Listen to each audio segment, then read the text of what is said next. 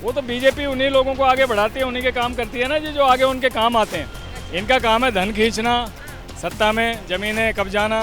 यहाँ दो लॉबी हैं, एक तो नागपुर की लॉबी है जो ओवरऑल कंट्रोल करती है, और एक है आपकी गुजरात की लॉबी। तो अभी ये आरएसएस को पता है कि भाई मोदी इस बार जीत पाएगा नहीं, मोदी नहीं जीतेगा तो बीजेपी हार गई, बस समझ लो।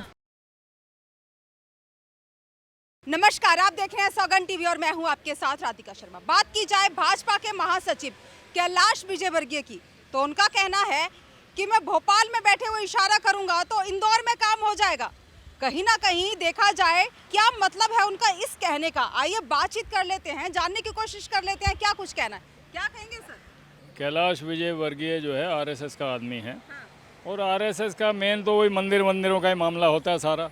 और इंदौर और जो है भोपाल दोनों ही ऐसी जगह हैं जहाँ पे बीजेपी के लोग बहुत हैं, बहुत ज़्यादा हैं। और वहाँ ऑफिसर वगैरह भी वैसे ही हैं, और बहुत मुझे लगता है 20 सालों से तो बीजेपी का ही शासन है वहाँ पे। तो इसमें कोई बहुत बड़ी बात नहीं है। अगर वो ये कहता है जी राष्ट्रीय महासचिव है और उसका अगर उसी का शासन है बीजेपी का, तो उसके कहने से काम हो ही जाएगा मेरे ख्याल से। इतनी बड़ी हैसियत तो उसकी है।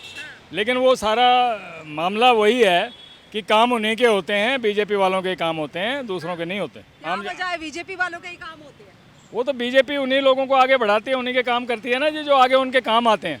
इनका काम है धन खींचना, सत्ता में ज़मीनें कब्जाना, और आपका किसी भी तरह से बेवकूफ़ बना के अगले बार के चुनाव के लिए वोट इकट्ठी करना, वही काम है इनका, तो वो करते हैं। अच्छा, कहीं ना कहीं ये भी बोला जाता है कि एक दोस्त के लिए, भाजपा ने एक दोस्त के लिए बाकी सबको अपना दुश्मन बना लिया, क्या सही है?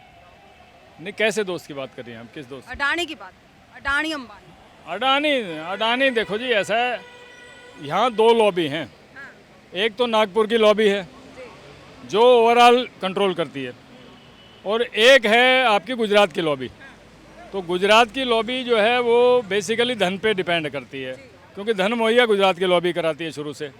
पहले वहाँ वो पटेल थे, क्या नाम था उनका, कौन से पटेल थे सीएम बीजेपी के, और उसके बाद जब मोदी को बनाया तो अडवाणी के इशारे पे मोदी को बनाया गया कि उन्हें अडवाणी को पता था कि हिंदू मुस्लिम करने में माहिर है। क्योंकि पहले भी नगर निगम में का चुनाव वहाँ पे हुआ था, सूरत की बात है। तो इसने मोदी ने और अमित शाह ने 2 व्हीलर पे फिरे थे ये, और उन्होंने मुस्लिमों को भड़काया था, हिंदुओं को भड़काया था कि कोई बदमाश था, कोई मुसलमान, वो जेल में बंद था। तो उसकी फ़ोटो इन्होंने लगवा दी थी चारों तरफ स्कूटर पे घूम घूम के कि ये मतलब कह रहा है मैं जीतूंगा, तो भड़काया था। तो ये इनकी टेस्टिंग पहले हो गई थी, फिर इन्होंने इसे संगठन महासचिव बना दिया बीजेपी ने मोदी को। तो इसने वही काम करे, हिंदू मुस्लिम वाले काम, ये स्पेशलिस्ट हैं दोनों। लेकिन अभी तो देखा जाए तो भाजपा बहुत काम करवा रही है, G20 भी करवाया, महिला आरक्षण बिल भी करवाया। नहीं, G20 का मामला ऐसा है, G20 में तो देखो वो तो एक तरह से प्रोपेगेंडा था। G20 में देश का कोई फ़ायदा नहीं हुआ, ना कोई प्रपोजल साइन हुआ, ना ही कोई देश का राष्ट्रीय अध्यक्ष खुश होके गया। 2 तो आए ही नहीं भाई, रशिया का तो आया नहीं, चाइना का आया नहीं, अमेरिका तो राष्ट्रीय वर्ल्ड लीडर है, तो वो तो सब जगह इज्जत करता ही है, क्योंकि डेमोक्रेसी की इज्जत है। 140 करोड़ के भारतीयों के देश में बाइडन ने आना ही था।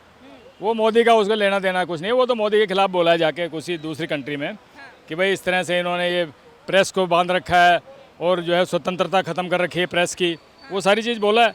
तो वो जो बाकी छोटे मोटे देश आए हैं, और एक ड्रामा, एक पैसा खर्च दिया इन्होंने, जैसे कॉमनवेल्थ गेम में इन्होंने गाया था, अन्ना आंदोलन में पैसा खर्चा है, वैसे ही इन्होंने G20 में पैसा खर्चा है। और वो तकरीबन पैसा मैं बताऊं आपको 10,000 करोड़ के करीब इन्होंने उसमें खर्च दिया। हाँ, तो वो तो एक इनका, ये तो एक तीर से 2 शिकार करते हैं कि एक तो प्रोपेगेंडा फैलाते हैं, दूसरा अपना धन कमा लेते हैं। क्या लगता है कैलाश विजयवर्गीय ने जिस तरह से बोला है, कहीं ना कहीं इस बात का उनको घमंड है कि मैं भाजपा में हूँ, हम सत्ता में हैं, तो यहीं से बैठे हुए इशारा करें तो वहाँ काम हो जाए? नहीं, वो आरएसएस इस तरह के बोल से ही है, वो आरएसएस का इशारा है सारा, क्योंकि मोदी फेल हो रहा है तो सभी छोटे मोटे अब लगा दिए हैं। विजयवर्गीय बहुत दिनों बाद बोला है, तो अभी ये आरएसएस को पता है कि भाई मोदी इस बार जीत पाएगा नहीं, तो दूसरे आदमी सक्रिय करने पड़ेंगे, इसलिए बयान दे। मोदी नहीं जीत पाएगा तो कौन जीत पाएगा? मोदी नहीं जीतेगा तो बीजेपी हार गई, बस समझ लो। बाकी इधर उधर से आप बयान दिलवाते रहो दूसरे नेताओं से, इसलिए दूसरे नेताओं को उठाया जा रहा है। अभी तक मोदी ने सबको बैन कर रखा था, लेकिन आरएसएस नहीं मान रही है। वो कह रही है बयान दूसरे नेताओं से भी दिलवाओ, क्योंकि कल को ये नहीं आया तो दूसरों को तो खड़ा करेंगे।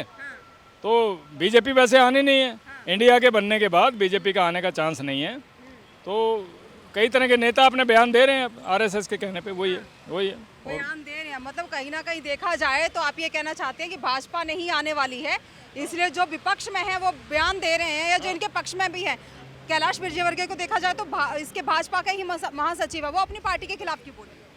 नहीं, पार्टी के खिलाफ से कोई मतलब नहीं है। देखो ऐसा है जी, ऐसा है जब दिशा बदल जाती है और सत्ता जानी होती है तो लोगों के दिमाग भी आउट हो जाते हैं, अच्छा। कुछ के कुछ बोलते हैं। अगर उसने ये अपने लिए अपनी तड़ी मारी है उसने कि मैं यहाँ बोलूँगा तो वहाँ मेरा काम हो जाएगा, तो अपने को महिमा मंडित कर रहा है वो। अब उसमें आपका आरएसएस का कितना हाथ है अब ये नहीं पता। मैं तो कहता हूँ आरएसएस का ही हाथ होगा, भाई बोल तू। अच्छा। मुझे तो ये लगता है, अच्छा। हाँ मुझे ये लगता है, क्योंकि महिमा मंडित जब कोई नेता और दूसरे करने लगे तो इसका मतलब मोदी कमज़ोर हो चुका है, मतलब ये है कहने का। मोदी बोलने नहीं देता था किसी को, अब बोलने लगे हैं तो आप समझ जाओ कि मोदी इस बार आ नहीं रहा। तो लास्ट में जाते जाते पूरा दिया जब बत्ती जलने लगती है ना, पूरी जल जाती है। जब घी खत्म हो जाता है तो घी खत्म होते हुए आग तेज हो जाती बत्ती की, बुझने से पहले दिया फड़फड़ाता है। वो फड़फड़ा रहे, वो फड़फड़ा। अच्छा, वही फड़फड़ा रहे हैं। तो जिस तरह से हमने जानने की कोशिश की कैलाश विजयवर्गीय के बोल जो थे कि मैं भोपाल में इशारे करूंगा तो इंदौर में काम हो जाएगा, तो कहीं ना कहीं जैसे हमने बातचीत की बोला गया है बुझने से पहले दिया फड़फड़ाता है। आपकी क्या राय है? अपनी राय हमारे साथ जरूर साझा करें। इन्हीं सब खबरों के लिए जुड़े रहिए हमारे साथ, देखते रहिए सौगंध टीवी। कैमरामैन किशन के साथ राधिका शर्मा। आप देख रहे हैं सौगंध टीवी, सौगंध वतन की।